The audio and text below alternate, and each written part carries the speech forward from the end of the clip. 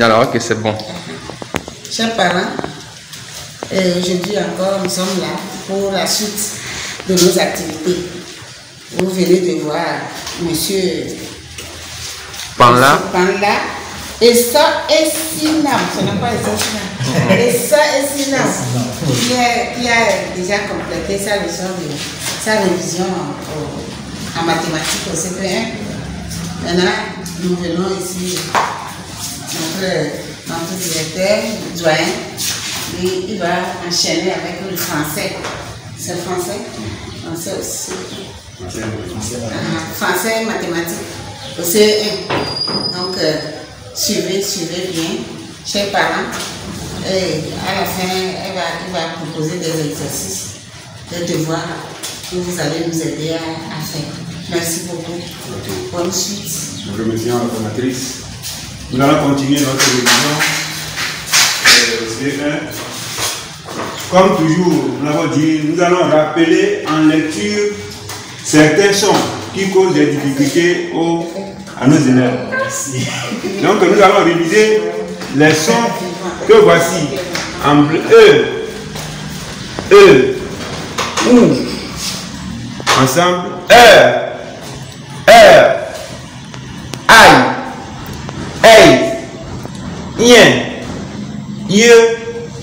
ion. Donc il faut faire très attention quand vous voyez ces sons-là. Et à l'aide des autres consonnes, vous allez former des syllabes et des mots que vous allez apprendre à lire et à écrire. Je rappelle que quand vous avez E et U, ça se prononce E. De même que O, E et U, ça se prononce E. Donc quand vous voyez dans un mot, ces sons-là, sachez le lire. Alors nous allons voir ensemble avec T. Avec la lettre T, former quelques syllabes. Ici, quand on prend T, ou, ça fait tout. Alors je prends T. Ien, ça fait tiens. Se, se. De même, quand je prends se, ça fait sœur. Se, ion, ça fait sion. On va essayer de lire ensemble quelques mots que nous avons formés à l'aide de ce son-là.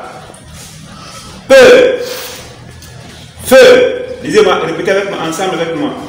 De, veux, sœur, père, cœur, poule, lenteur, vapeur, nœud, travail, éventail, gouvernail, réveil, sommeil, bien, chien, lien, tien, pieux, vieux, monsieur. Ça se prononce, ça se lit monsieur. On écrit monsieur, on dit monsieur. Lion, pension, avion. Très bien. Vous allez vous exercer à lire et il y aura des exercices avec d'autres mots que vous allez apprendre à lire et à écrire. Très bien. Nous allons continuer aujourd'hui avec une autre discipline. Je produis un texte. C'est ce que nous faisons en construction de phrases et paragraphes. Hein? Pour produire un texte ou bien écrire un texte, il faut d'abord savoir faire une bonne phrase. Il faut d'abord savoir faire une bonne phrase. Et le premier exercice que nous allons faire, je reconstitue une phrase. On donne des mots avec lesquels vous allez reconstituer une phrase. Les mots sont en désordre et tu les mets en ordre pour former une bonne phrase. Quand tu apprends à former les phrases, à l'aide des phrases, tu peux constituer, tu peux construire un texte. Alors ici, on a une première étiquette, la balançoire. Sur la deuxième étiquette, on a sur. Ici, c'est jour. Et là, c'est l'enfant. Alors, quelle phrase on peut faire avec ces étiquettes-là?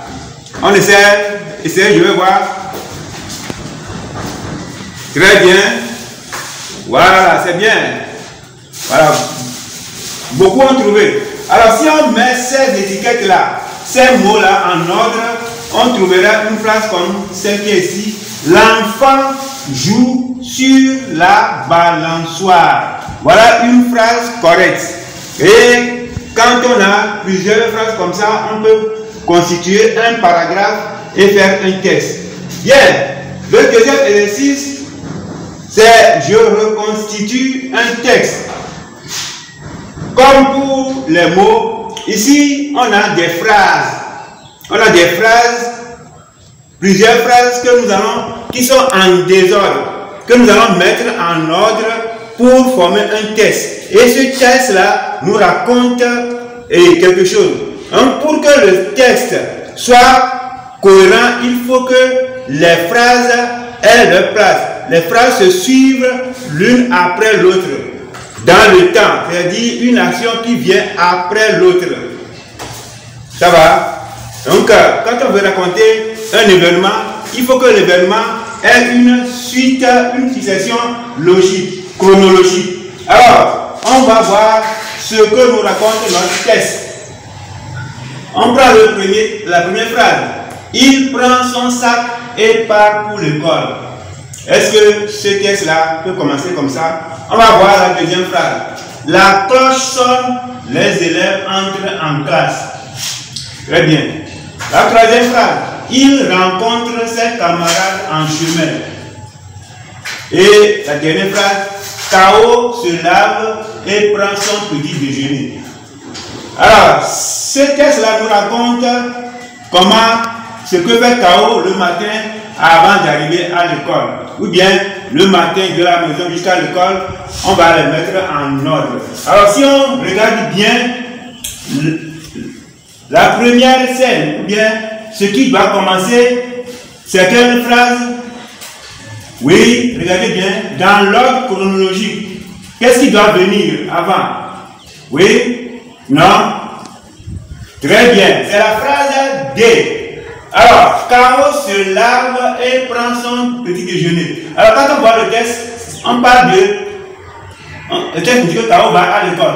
Avant d'aller à l'école, il doit se laver. Donc, la première phrase, c'est K.O. se lave et prend son petit déjeuner. Alors, si on met la phrase en ordre, on commence par le D. K.O. se lave et prend son petit déjeuner. Qu'est-ce qu'il fait ensuite? Quand on regarde bien les phrases, on voit que c'est... Oui, quelle phrase? Ah, très bien. Alors, quand il finit de se laver, il prend son sac et part pour l'école. Voilà la deuxième phrase qui vient dans l'ordre chronologique. Alors, quand il quitte la maison pour aller à l'école, qu'est-ce qui se passe? Oui, quelle est la phrase qui nous dit cela? Non, ce n'est pas B. Très bien, la phrase C. Il rencontre ses camarades en chemin. Très bien. Et la dernière phrase, naturellement, c'est ils sont arrivés à l'école, la cloche sonne, les élèves entrent en classe. Voilà comment on peut reconstituer une phrase, un texte. On met les phrases en ordre pour former un texte. Alors, avec l'exercice que vous aurez, on vous demande par exemple de raconter un anniversaire, une fête qui s'est passée dans votre maison. Alors, qu'est-ce qui se passe avant? Donc, vous devez raconter ce qui se passe avant. Comment maman, papa préparent la fête, pendant la fête et après. C'est comme ça on écrit un texte. Il faut d'abord faire de bonnes phrases, mettre ces phrases-là en ordre pour constituer un texte. Et ces textes-là peut faire un paragraphe que nous allons bien lire.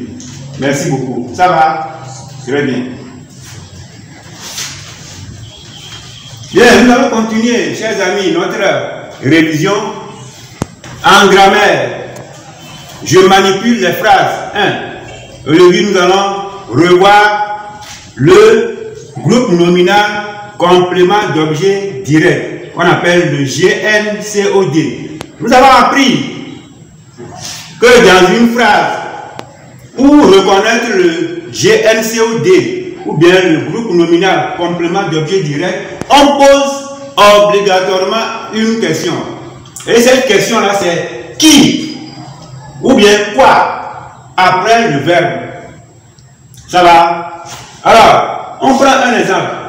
La première phrase nous dit « Elle prépare un repas ». Si je pose la question, je dis, le verbe c'est « prépare ». Je pose la question « Elle prépare quoi ?» Alors la réponse est « Elle prépare un repas ». Donc c'est tout le groupe nominal, un repas qui est le complément d'objet direct. C'est pourquoi je l'ai souligné ici, groupe nominal, complément d'objet direct. Ça va? Bien. La deuxième phrase nous dit « Papa a puni Abalo et René ». Qui va poser la question? Oui? Non, ce n'est pas cette question-là. Ça, c'est pour trouver le GNS. Oui, qui d'autre? Très bien. Papa a puni qui? Abalo. Est-ce que c'est Abalo seul? Non, c'est Abalo et René. Donc le GNCOD, c'est Abalo et René. C'est tout ça là qui est complément d'objet direct. Ça va? Très bien. La dernière phrase. Notre chien a attrapé un voleur. Oui, tout le monde doit trouver cette question-là. Sur la droite, écrivez-moi la question sur la droite. Oui? Bien. Notre chien a attrapé qui? Un voleur. Donc, un voleur, c'est le GNCOD. C'est bon? Bien, je donne une phrase et vous écrivez sur la droite le GNCOD. Le maître corrige les cahiers. Le maître corrige les cahiers. Écrivez seulement le groupe nominal COD. Oui, très bien. Alors on pose la question. Oui, qui? Le maître corrige quoi? Très bien, les cahiers. Donc, les cahiers, c'est le GNCOD. Bravo pour vous. C'est très bien. Donc, avec l'exercice que nous allons faire, vous allez retrouver le GNCOD dans la phrase. Et n'oubliez pas que, obligatoirement, pour ne pas se tromper, il faut toujours poser la question. Qui, quand il s'agit par exemple d'une personne, quoi, c'est une chose, bien un animal. Le chat attrape la souris. Le chat attrape quoi? C'est bon? C'est très bien. Donc, quand on vous demande de faire la structure d'une phrase, n'oubliez pas qu'il y a le GNS, bien le pronom personnel, le sujet, le verbe et éventuellement, pour trouver qu'il y a un complément, il faut poser la question. Pour trouver chaque groupe, on a appris à poser la question. Et ici, le GNCOD, c'est la question qui ou bien quoi. Très bien. Bien. La deuxième chose, les pronoms personnels COD, ou bien les pronoms personnels qu'on appelle complément d'objet direct. Alors, quels sont ces pronoms-là? Donc, c'est le, la, L apostrophe, les. Quand vous voyez ces mots-là dans une phrase, ils peuvent aussi remplacer le groupe nominal COD. Comment est-ce qu'on peut savoir que c'est un pronom personnel? Ça vient toujours avant le verbe. Ça vient toujours avant le verbe. Nous allons voir ça tout de suite dans les exemples. Et on utilise ces pronoms personnels pour éviter la répétition. On prend un exemple. J'ai une orange. Je mange l'orange. Alors nous voyons que j'ai quoi? Une orange. Une orange, c'est le GNCOD. Je mange l'orange. Je mange quoi? L'orange. Nous voyons dans ces deux phrases que le GNCOD, c'est le même nom. Une orange et puis l'orange. Alors pour éviter la répétition, j'utilise un pronom personnel. Je dis, j'ai une orange, je la mange. Je mange quoi? Je mange l'orange. Là, ici, est un pronom personnel qui remplace le GNCOD, l'orange. Et vous voyez bien que il est placé avant le verbe. Il vient avant le verbe. Ça va? Donc, il ne faut pas confondre la pronom personnel et la déterminant. Donc, la pronom personnel est toujours suivi d'un verbe. Un deuxième exemple. Maman lave le bébé. La question c'est quoi? Maman lave quoi? Maman lave qui? Comme c'est un enfant, on dit maman lave qui? Maman lave le bébé. Comme le bébé ici, vous allez voir, on a dit l'orange, c'est un nom féminin. C'est pourquoi on a remplacé par la. Et le bébé, c'est masculin singulier. On remplace le GNCOD par le. Maman le lave. Ça va? On utilise L'. Quand vous allez voir le verbe, L commence par une voyelle. Le chien a attrapé le voleur. Là, on va dire, le chien l'a attrapé. Le voleur, c'est masculin singulier, mais on va le remplacer par L'. Le maître corrige les cahiers. Les cahiers, c'est pluriel. Masculin pluriel, féminin pluriel, on remplace par les. Kofi mange les mangues. Kofi les mange. Maman lave les habits. Maman les lave. Ça va? Très bien. Donc avec l'exercice, je donne une autre phrase. Le maître punit l'enfant. Le maître punit l'enfant. Oui. Remplacer le GNCOD. L'enfant par un pronom personnel. Qu'est-ce qu'on va écrire? Bien. Très bien. L'enfant, c'est masculin singulier. Alors, on va dire le maître le punit. C'est bon?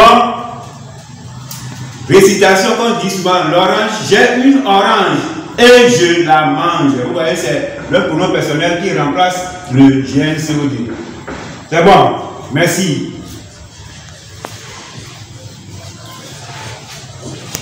Nous continuons avec la conjugaison où je manipule les phrases de.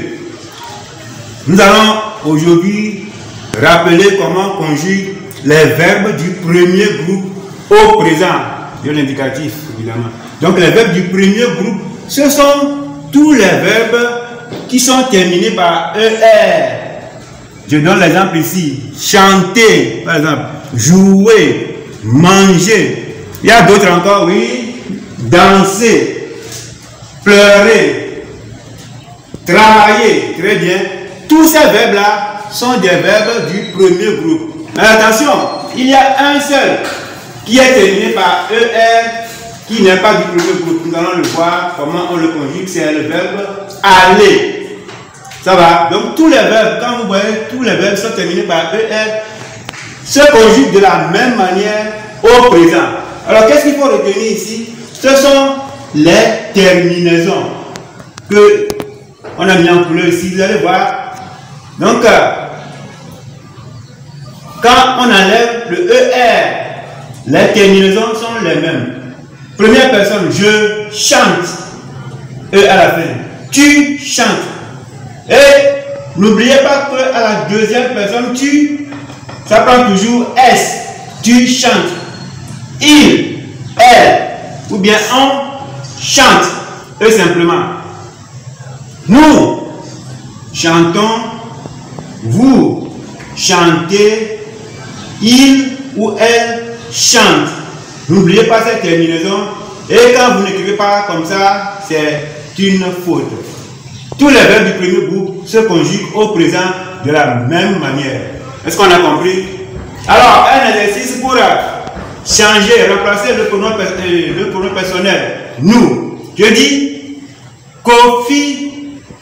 Qu'est-ce qu'on va? Qu'est-ce qui va venir? Oui, on a vu ça la dernière fois, on a rappelé ça.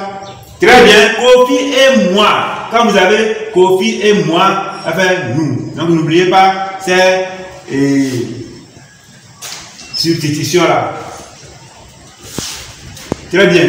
Alors, je disais que le verbe aller, vous avez vu, il est terminé par ER. Mais c'est le seul verbe qui n'est pas du premier groupe. Et voilà comment il se conjugue. On a vu la dernière fois.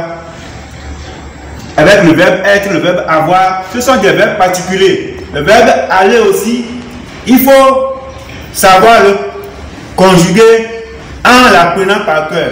Au présent, on dit je vais, tu vas, il, elle ou bien on va, nous allons, vous allez, il ou elle vont. C'est bon? Très bien. N'oubliez pas d'apprendre, d'écrire ça sur vos avoirs et de l'apprendre correctement. Bien. Merci.